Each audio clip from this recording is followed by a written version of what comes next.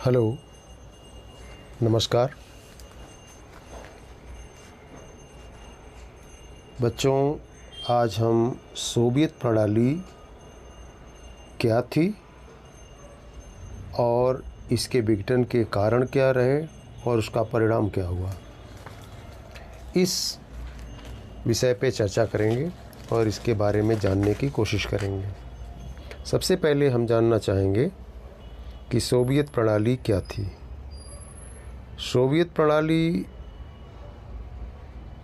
के बारे में अगर हम बात करें तो रूस में जो समाजवादी सोवियत गणराज्य की स्थापना हुई 1917 की समाजवादी क्रांति के बाद, ये सोवियत गणराज्य की स्थापना हुई। ये क्रांति पूंजीवादी व्यवस्था के विरोध में हुई और समाजवाद के आदर्शों और समतामूलक समाज की ज़रूरत से प्रेरित थी। ये मानव इतिहास में निजी संपत्ति की संस्था को समाप्त करने और समाज को समानता के सिद्धांत पर सचेत रूप से रचने की सबसे बड़ी कोशिश थी।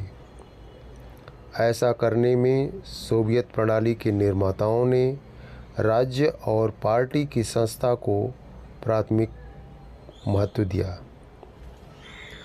तो हम ये देखते हैं कि सोवियत प्रणाली एक साम्यवादी एकल दलीय शासन वाली राज्य प्रणाली थी। एकल दलीय का मतलब कि केवल एक ही पार्टी होगी और कोई और पार्टी नहीं होगी, जिसमें एक केंद्रीकृत राजनीतिक व्यवस्था। केंद्रीकृत राजनीतिक व्यवस्था का मतलब कि सेंटर या केंद्र ताकतवर होगा और बाकी सभी संस्थाएं उसी के अधीन होगी, और एक नियोजित अर्थव्यवस्था थी, यानी पूरी व्यवस्था के साथ में, प्लानिंग के साथ में इन्होंने अपने अर्थव्यवस्था को आगे बढ़ाने की कोशिश की।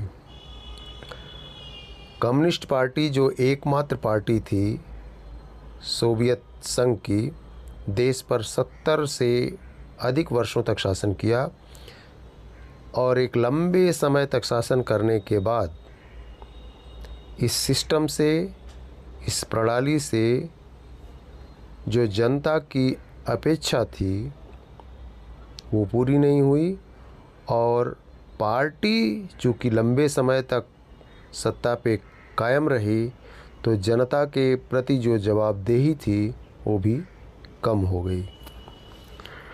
तो सोवियत सिस्टम ये था कि सब कुछ, जितने भी संस्थान थे, सब सरकार के अधीन थे और वहाँ के हर नागरिक को अपनी योग्यता के अनुसार रोज़गार की व्यवस्था थी। शिक्षा, स्वास्थ्य और रोज़गार, इनकी वहाँ पे गारंटी थी। फिर जब इतनी अच्छी व्यवस्था थी तो इसका विघटन क्यों हुआ? इसके विघटन के बारे में अगर हम जानना चाहते हैं तो इसके आने के दौरान कुछ समय अंतराल में क्या क्या घटनाएं घटी, उस पर एक नज़र रखेंगे। एक लंबे समय तक शासन करने के कारण जो तरक्की या जो विकास लोगों की अपेक्षा थी वो नहीं हो पाया।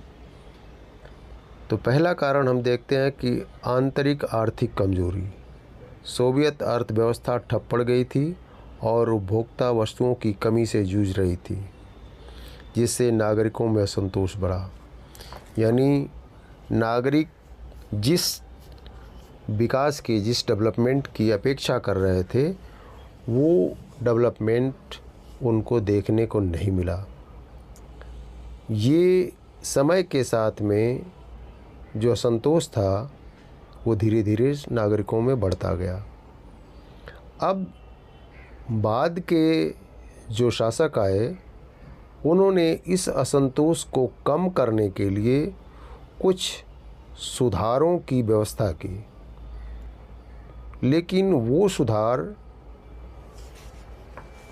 मिखाइल गोर्बाचेव लेके आए और जिस प्रभावी तरीके से उसको लागू करना था वो उस प्रभावी तरीके से लागू नहीं हो पाया।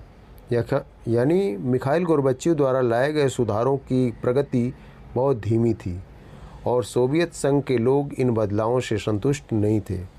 वो चाहते थे कि अब तेज़ी से विकास के लिए कार्य करना चाहिए, लेकिन मिखाइल गोर्बाचेव का सुधार की प्रक्रिया धीमी थी और इससे जो पार्टी के लोग थे वो भी संतुष्ट नहीं थे। उनको ये लगता था कि जैसे उनकी जो ताकत है वो कमज़ोर हो रही है।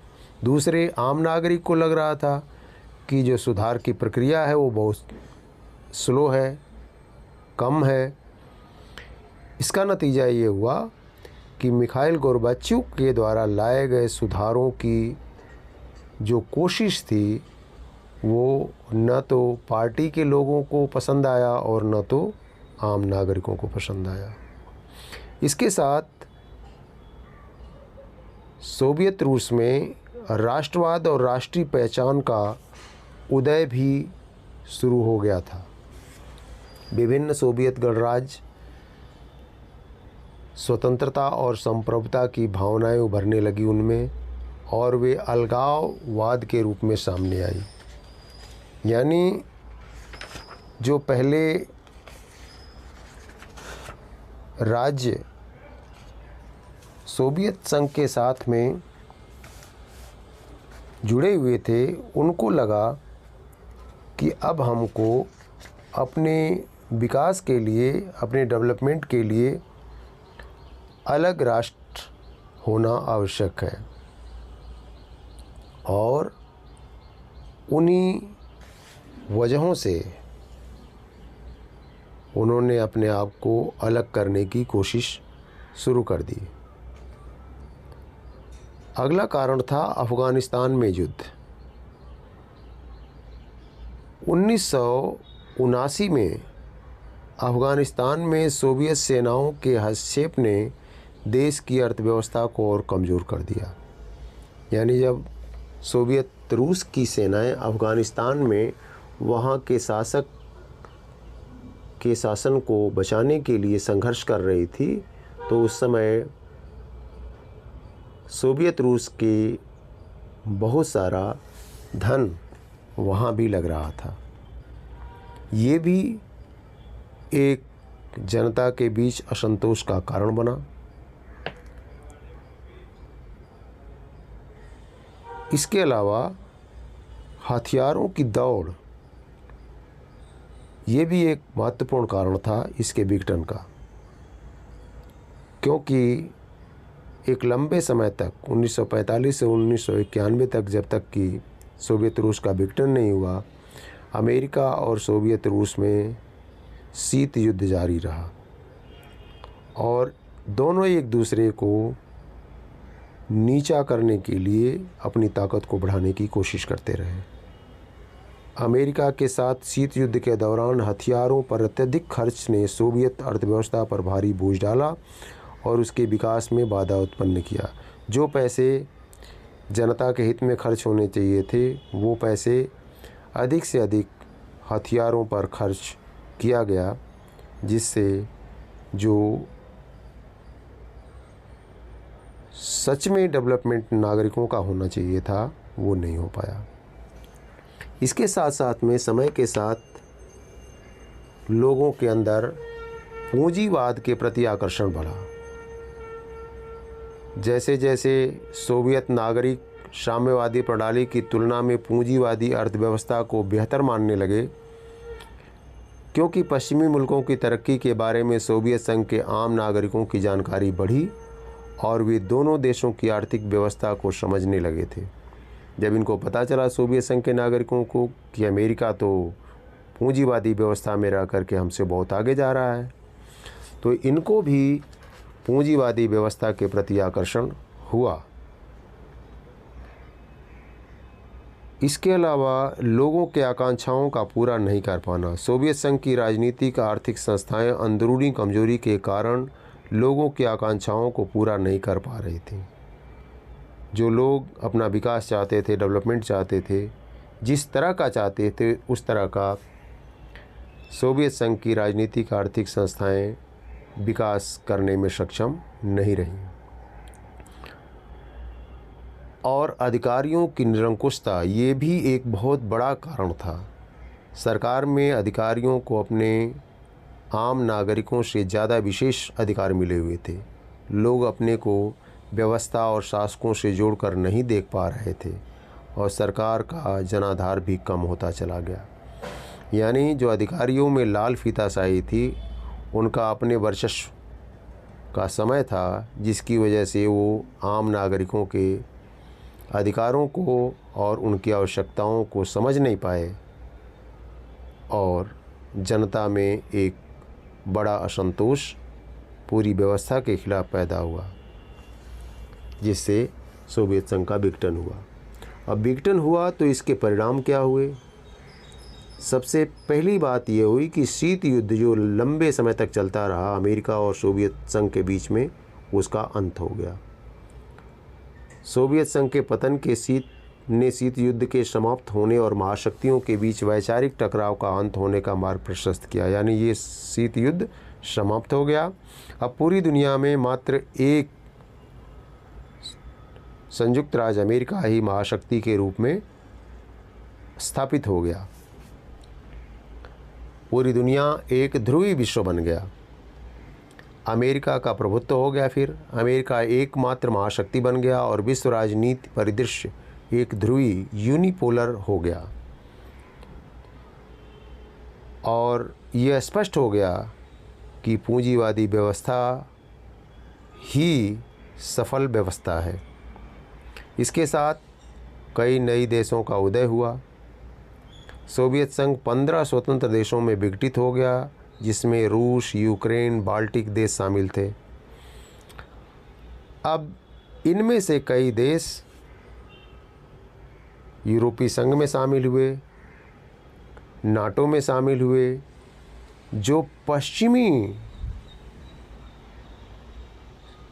संयुक्त राज्य अमेरिका के वर्चस्व वाली संस्थाएं थी या पश्चिमी देशों के वर्चस्व वाली संस्थाएं थी, इनमें ये जाकर के शामिल हुए, क्योंकि इनको लगा कि शायद इनका डेवलपमेंट, इनका विकास वहाँ ज़्यादा हो पाएगा।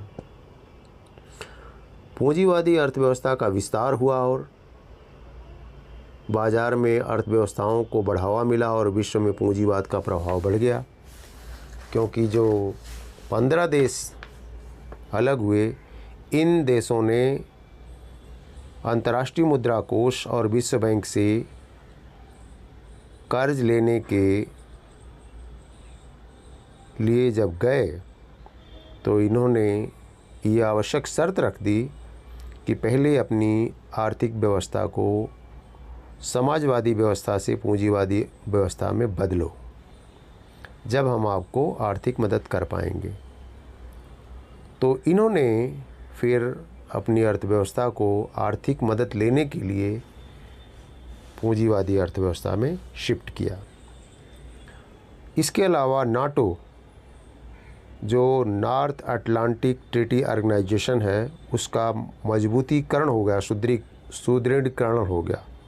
उत्तरी अटलांटिक संधि नाटो जैसे क्षेत्रीय समूह मजबूत हुए, क्योंकि इनमें से जो 15 देश बने हैं, इनमें से कई नाटो के मेंबर बन गए, सदस्य बन गए, तो ये ताकतवर संस्था बन गई। तृतीय विश्व पर प्रभाव। तृतीय विश्व के देशों को, जिन्हें पहले सोवियत संघ से आर्थिक और सैन्य सहायता मिलती थी, उन्हें इस सहायता में कमी का सामना करना पड़ा, क्योंकि सोवियत संघ इन्हीं देशों की मदद में भी बहुत सारे पैसे अपने खर्च कर रहा था, जो अपने देश के नागरिकों पे खर्च करना था। तो जब ये अलग हो गए तो फिर इनको आर्थिक सहायता सोवियत संघ से मिलना कम हो गया। इस तरह से इसके विघटन के बहुत सारे परिणाम भी हुए। धन्यवाद।